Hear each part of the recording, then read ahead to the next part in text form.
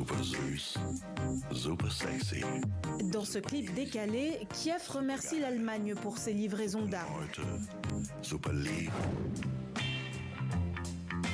Il y a 3 semaines, c'est à la France que le ministère ukrainien de la Défense avait adressé une déclaration sans équivoque. Je t'aime. Entre le romantisme à la française et les armes lourdes, Kiev a fait son choix.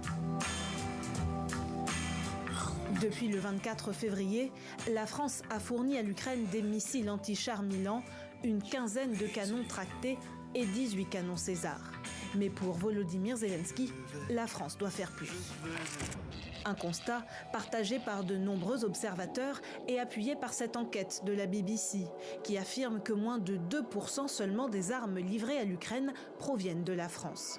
Des chiffres confirmés par le Kiel Institute, institut allemand indépendant qui répertorie l'aide militaire, financière et humanitaire promise par les gouvernements à l'Ukraine depuis le début de la guerre. Sur 40 pays, dont les membres de l'UE et du G7, la France figure à la 13e position des donateurs, loin derrière les États-Unis, l'Allemagne et le Canada. Oui, mais voilà, l'organisation précise bien que Paris a livré la totalité des armes annoncées. Depuis le début de la guerre, la position française est claire.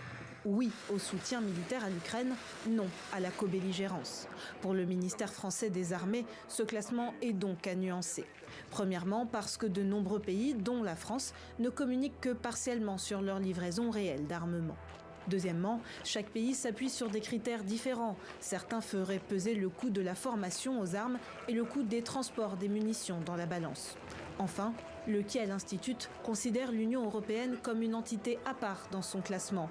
Or, la part française représente 450 millions d'euros, soit quasiment 20% du fonds européen.